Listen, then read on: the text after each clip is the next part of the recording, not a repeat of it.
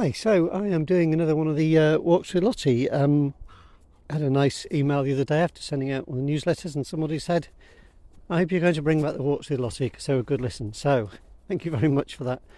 I kind of was wondering whether to keep doing these. I'm just recording this on my phone at the moment, so I hope it sounds okay.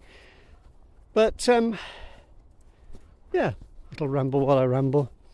Even if there's only a few people listen to it, I thought, yeah, okay, I'll try and do it.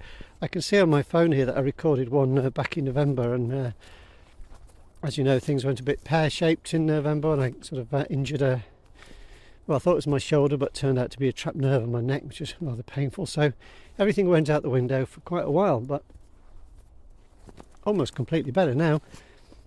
It's one of those things you've got to give it time and little physiotherapy exercises to fix, but pleased to say, as I said in the last newsletter, that getting back to work, picking up the novel from where I left off, slightly daunting task because there's a lot to remember in the kind of mysteries I write, with all the different plot lines and the people who are red herrings and so on, and yeah, I've got to try and remember it all. So doing quite a bit of reading and rereading of stuff I've already done, going backwards and forwards, and sometimes I find notes that say things like, you know, go and fix such and such, because it seems too easy of a clue, and then I hunt it down and find I've already fixed it some time ago. So it's just one of those things that must have been I don't know, one of those odd thoughts that recurs sometimes, like wondering if you've left the gas on, I suppose, worrying that I've left a plot hole or made something too obvious. So navigating all those things, and navigating a field at the moment. And although it's been cold recently again, there's frost. Don't know if you can hear it crunching on the grass. Really bright sunshine, clear blue skies. Just taking a few pictures trying to capture the frost on the fields, but it doesn't always show in the photo how lovely it is to look out over the fields when they're all white and gleaming in the sunshine and glistening with frost. Very picturesque. Put me in mind today of the Shire or something from the Lord of the Rings and the Hobbit. But yeah, I just feel a bit like that sometimes. I wouldn't be at all surprised to see a little elf come out of the trees or something. Anyway, so yeah, as usual, I don't have a particular topic other than anything that occurs to me as I'm going around, and I am hoping to do some other podcast type things soon, and I want to do some things, different audio things as well, because I do enjoy it. It's just kind of a way of sort of journaling really, and keeping up to date with that. I'm trying to do a pen and paper journal at the moment as well, but I started off really well with that, and that fell by the wayside the last few days, but I'll get back to that, because that's quite nice, just putting down some different things that you think, get the thoughts out of your head and onto paper.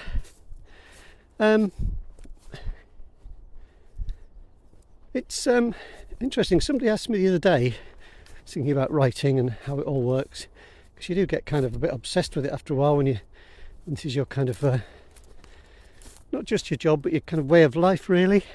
It's like what you are rather than just what you do. And they were saying, do you sort of notice if you're watching a film or something? And the answer is yes, probably, if it's not very good. I mean, you tend to spot writing mistakes, and that can kind of spoil things for me when I'm watching a film. If something looks very heavy-handed or kind of clunky or just a bit too easy. Happens a lot with Hollywood movies, I have to say, but a lot of TV shows are very odd in the way they treat characters really. I think particularly they tend not to take the time to develop the characters. And the other thing is that I think they often kind of talk down to the audience a bit too much. I think all that money at stake, those millions of dollars, and the big producers think everything's got to be, kind of, I don't really like the phrase dumbed down, but I think we all know what it means, that it's got to be simplified, not leaving much for the viewer to imagine for themselves. I always think that's a shame. Right, Lottie, let's go back this way now. Let's reach the end of this field. Good girl, come on. That's it. So yeah, I do often notice things that are badly done, and I did say that. I said to the person who asked me, I said, well, if it's well done, you don't notice it. I think the aim of the writer in a novel or a film or TV show or whatever, or a play or anything, is really to try and disappear. I think if they can see your grubby paw prints all over it, they've not done such a good job. Can vary a little bit depending on the kind of genre and the point of view used, but yeah, on the whole,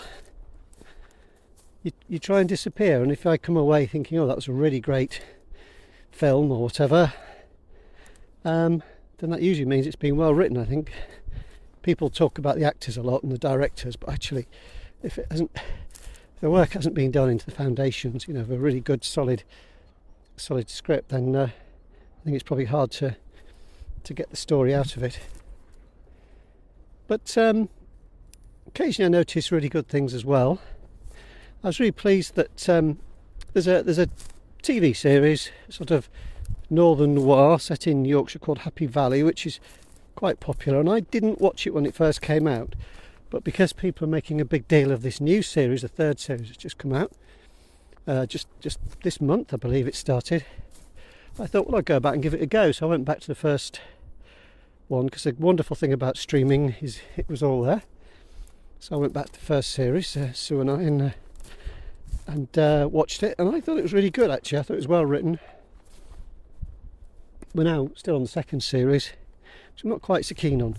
But the point of this rambling thing was, I think it was in episode 4, the police officer, who's a police sergeant, a uniformed sergeant, played admirably by Susan Hampshire, meets a CID, a detective character that she's obviously known from before, and they just look at each other in a way that shows it. Nothing's said, nothing's explained. They just sort of look at each other slightly askance, and the viewer thinks, oh, hang on, I bet they've had an affair or something. They've had a previous relationship or an entanglement of some sort. And that wasn't it, which I quite liked, the fact that they didn't go for the obvious thing. And he just said, how long have you been back in uniform, to her? And up until then, you were just thinking, well, she's kind of a super cop. She's running around doing everything. She's obviously smart and feisty and strong-willed and all these brilliant things. But you didn't know until then that she'd been a detective. Now, if you compare that to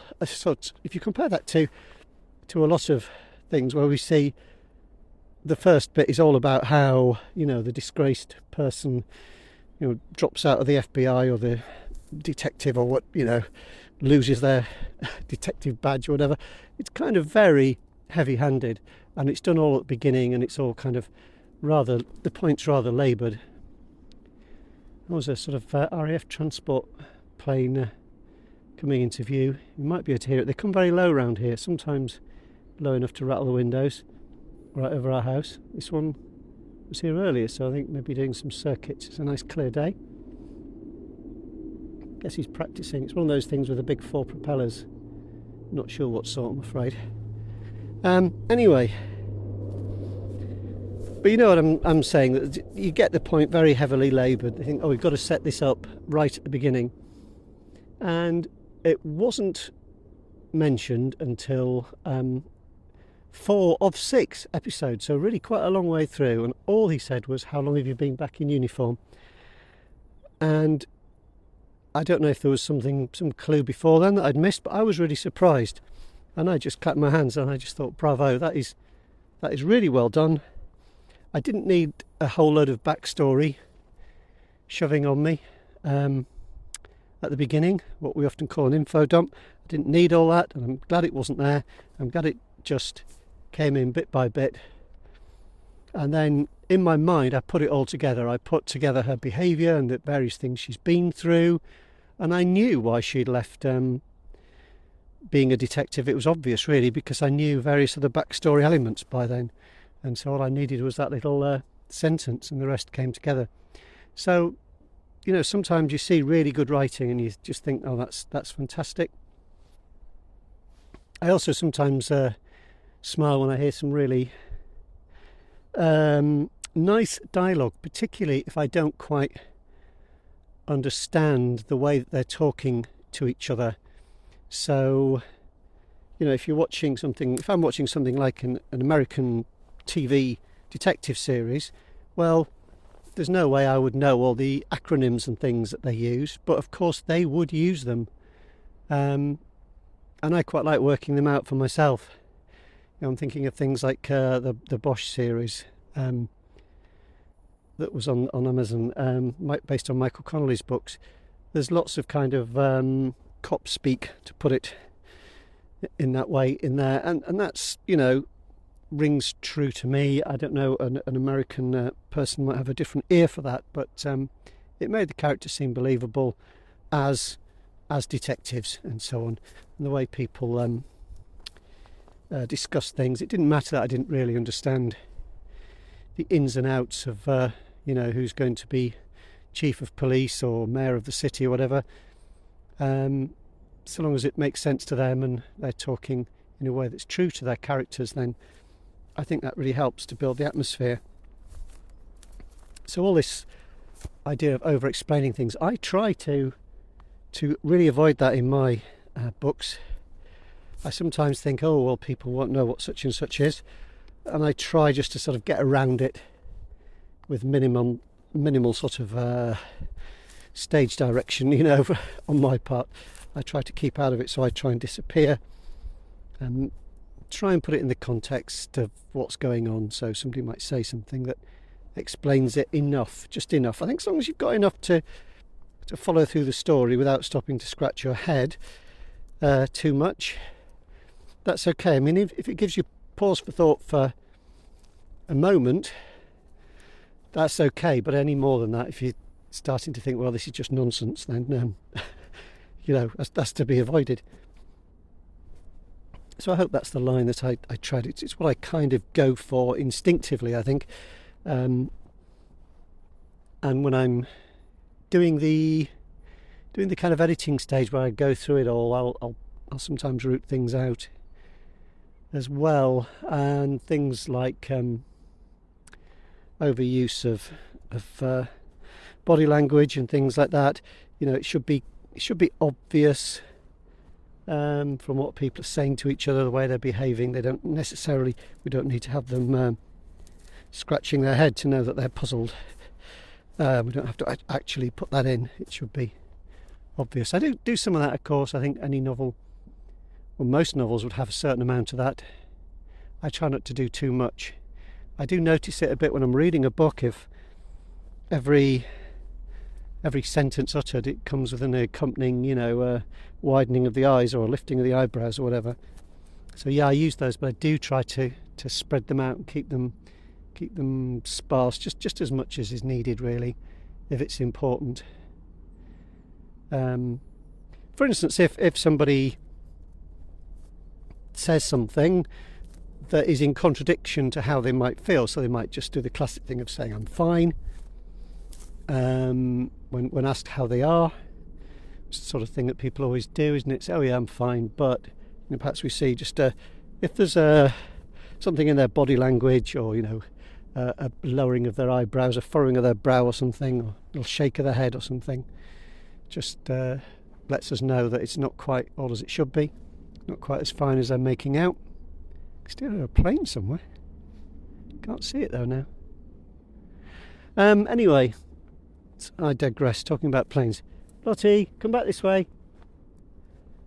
When I do this, and she knows that I'm chatting away, distracted, she wanders off all over the place, going sniff sniff to her heart's content. Now she's ignoring me. Lottie, come on, come back here. Good girl. Yeah, here she comes. Slow but sure. Enjoying the sunshine, I think. Getting a little bit older, poor old thing. But she keeps trudging away. As do I. So, yeah. I think that's probably enough of me chatting anyway. I've got to go and scrabble down a hill with her and then walk up the lanes. So I hope that's some kind of meaningful insight into what's going on and how I go about things.